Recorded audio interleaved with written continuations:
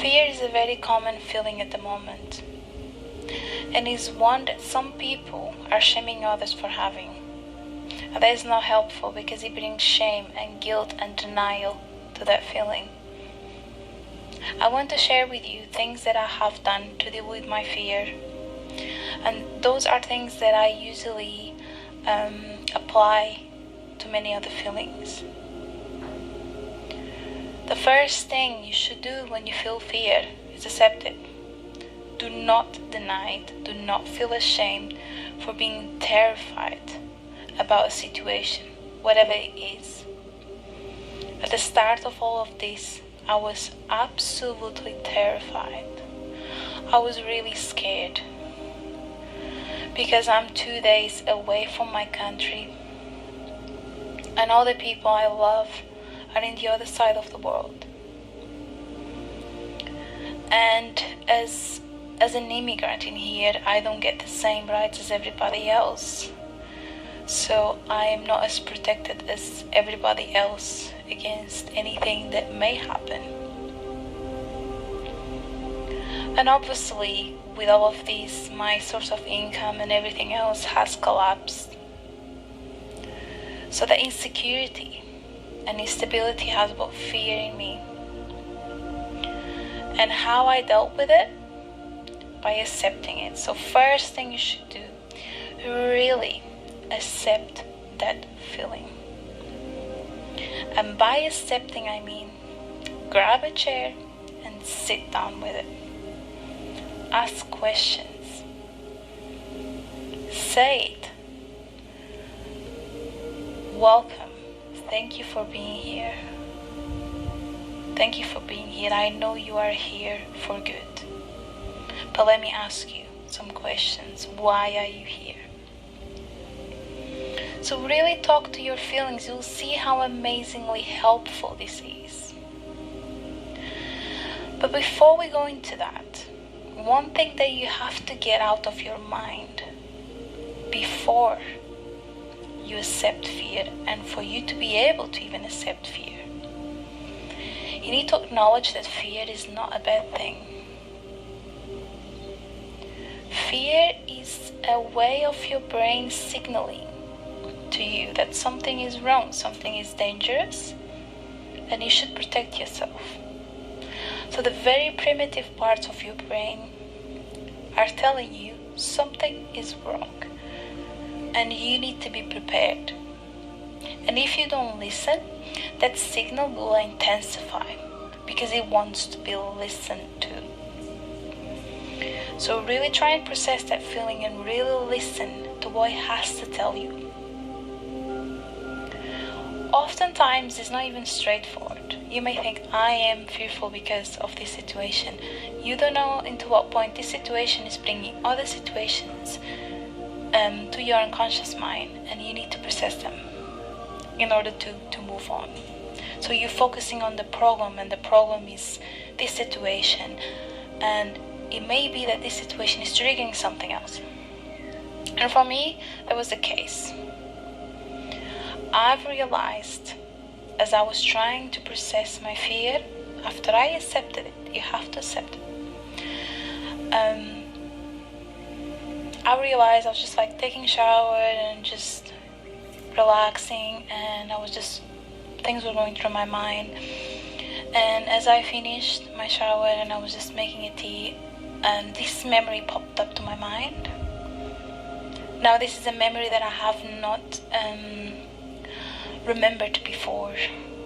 It was just at that moment, and it was a memory of something traumatic that happened, but the people around me were reacting as if it was nothing.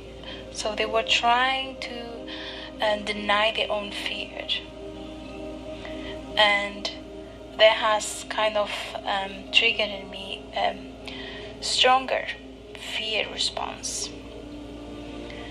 And this is something that I've realized that all my life, people around me were reacting that way.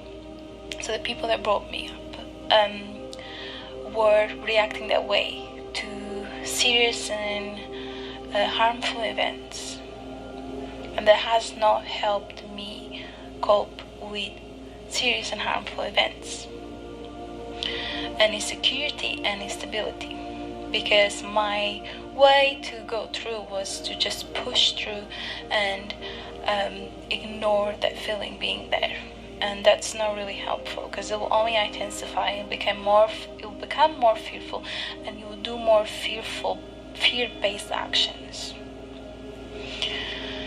So once you process that feeling, and once you go through that and try and see what other things it may have to tell you, what you should be doing then is shifting your attention to things that are contrary to fear.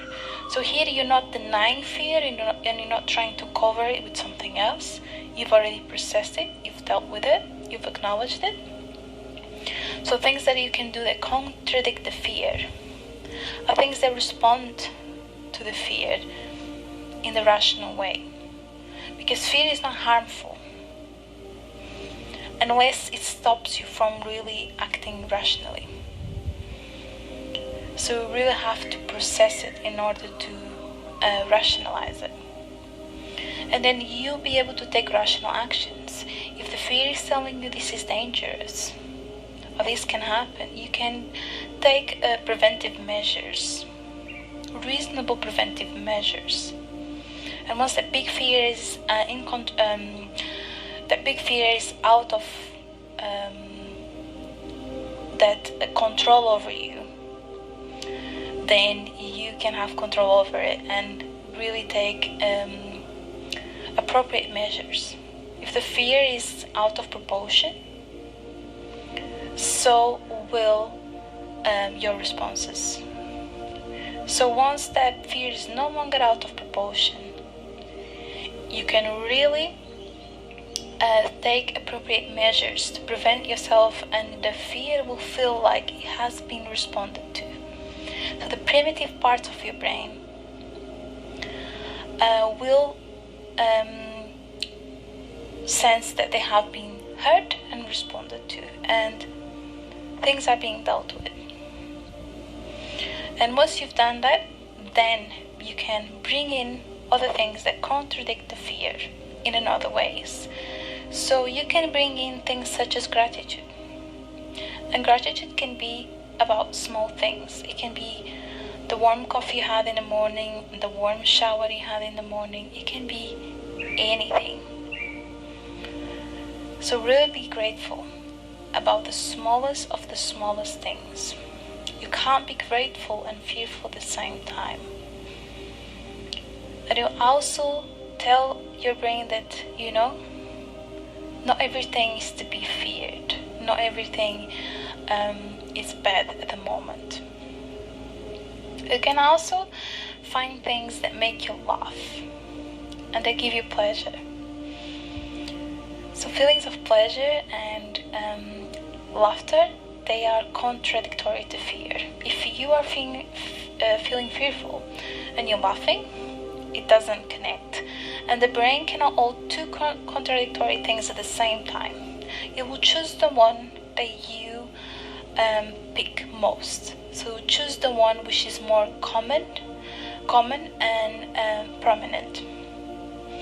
So really fill your days with gratitude, laughter, things you enjoy doing, to really give your brain the choice to pick those over something else.